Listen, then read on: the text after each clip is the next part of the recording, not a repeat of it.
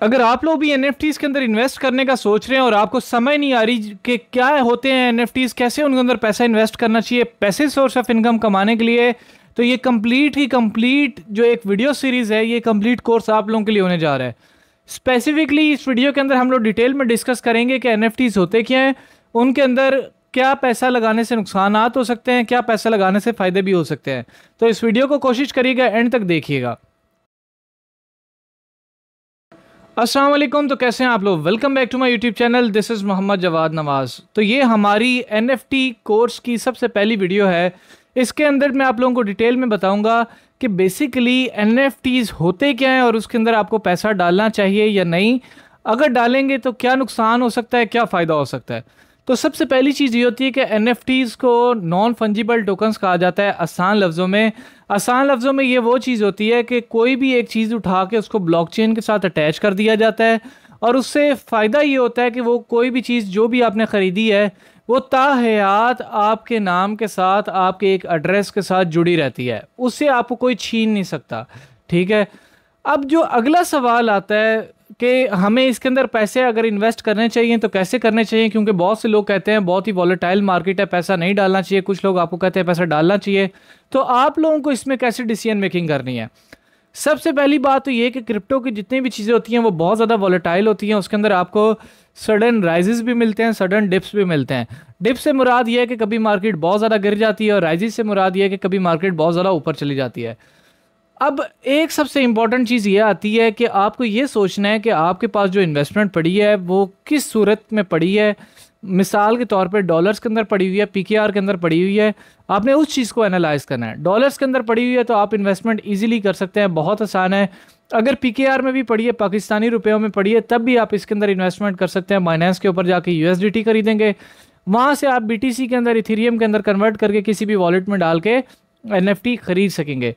घबराइए नहीं, मैं आप लोगों को कंप्लीट प्रोसीजर बताऊंगा एनएफटीज खरीदने का, परचेज करने का, सेल आउट करने का, इंशाल्लाह सारी डिटेल समझाऊंगा। तो अब जो सबसे पहली कंडीशन आती है कि आपके पास पैसे होने चाहिए, इन्वेस्टमेंट होनी चाहिए। इन्वेस्टमेंट होने के बाद आपने ये सोचना है कि मैं हर एक को ये कहता हूँ कि क्रिप्टो के रिलेटेड कोई भी फील्ड है उसके अंदर पैसा तब डालो कि आपको ये हो कि मेरे पास पैसा बिल्कुल ही फारिग पड़ा हुआ है, ये फारिग पड़ा भी तो डी वैल्यू हो रहा है, तो क्यों ना मैं किसी ऐसी जगह डाल दूँ जहाँ डी वैल्यूएशन के अलावा इसका कुछ ना कुछ होप हो कि इसके पैसे ऊपर बन जाएंगे। तो एनएफटीज के केसेस में भी मैं इसको ऐसे ही एनालाइज करता हूँ कि अगर आपके पास कोई भी पैसा पड़ा हुआ है तो आप इसके अंदर ऐसा पैसिव सोर्स ऑफ इनकम के लिए डाल सकते हैं। अब सवाल पैदा ये होता है कि पैसिव सोर्स ऑफ इनकम कैसे बनती है। अब मिसाल के तौर पे कोई भी एक प्रोजेक्ट लॉन्च हुआ है, एनएफटी का प्रोजेक्ट लॉन्च हुआ है, जब आप उसके अंदर पैसा डालते हैं तो वो जो प्रोजेक्ट है उसकी मार्केट कैप, मार्केट वैल्यू उसकी ऊपर जाती है।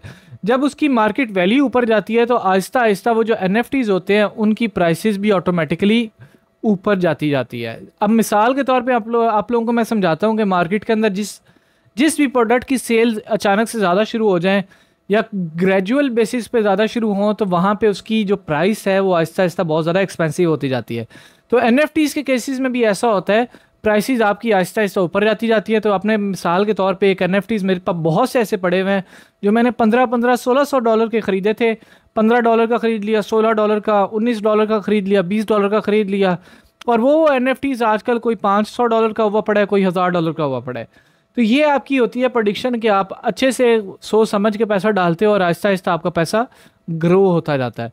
इसमें आपको डबल फ़ायदे मिलते हैं। अगर प्रोजेक्ट की अपनी वैल्यू भी ऊपर जाती है तभी आपको अच्छे प्रॉफिट्स मिल जाते हैं, और उसके अलावा आपने जिस चेन के ऊपर एनएफटीज़ खरीदे हुए, मिसाल के तौर पे आपने बिटकॉइन के ऊपर एनएफटीज़ खरीदे हैं तो बिटकॉइन की जब वैल्यू ऊपर जाएगी तब भी आपकी एनएफटीज़ की वैल्यू ऊपर जा रही होगी। आसान लफ्ज़ों में समझाता हूँ, मिसाल के तौर पे आपने एक एनएफटी खरीदा था 0.002 बिटकॉइन का। अब उस वक्त जब आपने ख़रीदा था तब बिटकॉइन $60,000 का था। अब बिटकॉइन जब $70,000 पे चला गया है तो आपके वो 0.002 जो आपने बिटकॉइन का ख़रीदा था उसकी वैल्यू पुराने वाली नहीं रही, जिस वैल्यू पे आपने ख़रीदा था उससे कई गुना ज़्यादा हो चुकी है। उसकी रीज़न ये है कि बेशक प्रोजेक्ट ने ग्रोथ की है, नहीं की, लेकिन बिटकॉइन ऊपर जाने से आपको उसके जो ओवरऑल वर्थ है उसकी इंक्रीज़ हो ही गई है क्योंकि बिटकॉइन ऊपर चला गया। इस तरह एनएफटीज़ में स्पेसिफिकली कंपैरेटिवली अगर आप क्रिप्टो में पैसा डालते हो तो क्रिप्टो में वो स्पेसिफिक कॉइन, वो स्पेसिफिक टोकन ऊपर जाएगा, प्रॉफिट होगा, नीचे जाएगा, लॉस होगा। इसमें आपका प्रॉफिट एंड लॉस दो फैक्टर्स पे डिपेंड करता है। मतलब आपको डबल प्रॉफिट्स भी हो सकते हैं, डबल लॉसेज है सच कभी भी नहीं हुए। आपको लॉस एक तरफ से हो रहा है तो कहीं ना कुछ प्रॉफिट हो रहा होता है, तो आपका ज़्यादातर केसेस में कवर हो जाता है। तो इसमें इंशाल्लाह आपके ग्रोथ होने के ज़्यादा चांसेस होते हैं। मेरे नज़दीक अगर आप लोगों को इतना ही शौक है ब्लॉकचेन, क्रिप्टो और इस टाइप की चीज़ों के अंदर इन्वेस्ट करने का, तो क्रिप्टो के अलावा बिटकॉइंस के एनएफटीज़ के अंदर आप लोग पैसा ज़्यादा अच्छे से इन्वेस्ट कर सकते हैं, ज़्यादा अच्छे से ग्रो कर सकते हैं। तो अब ये मेरी थी एक इंट्रोडक्टरी वीडियो, ताकि आप लोगों के कॉन्सेप्ट क्लियर हो, आपको पता हो कि भाई साहब मैं पैसा जिस चीज़ के अंदर डाल रहा हूँ किस नीयत से डाल रहा हूँ, किस सोच से डाल रहा हूँ और उसके अंदर पैसा ग्रो कैसे होता है। तो इससे जो अगली वीडियो होने जा रही है वो मैं आप लोगों को समझाऊंगा कि ये जो चेन्स होती हैं वो कहते हैं सोलाना के ऊपर एनएफटीज आ गए, एथेरियम के ऊपर आ गए, बीएनबी पे आ गए, बिटकॉइन पे आ गए। तो ये बेसिकली चेन्स क्या होती हैं और आपको चेन्स सेलेक्ट कैसे करनी है। तो दूसरी वीडियो देखना ना भूलिएगा। अगर आपके इस वीडियो के रिलेटेड कोई भी सवाल है तो कमेंट बॉक्स में पूछना मत भूलिएगा। इंशाल्लाह मेरी कोशिश होगी कि मैं आप लोगों को डिटेल के अंदर गाइड आउट कर सकूं। तो इसी तरह मुझे दीजिए इजाज़त, अपना ख्याल रखिएगा, अल्लाह हाफिज़।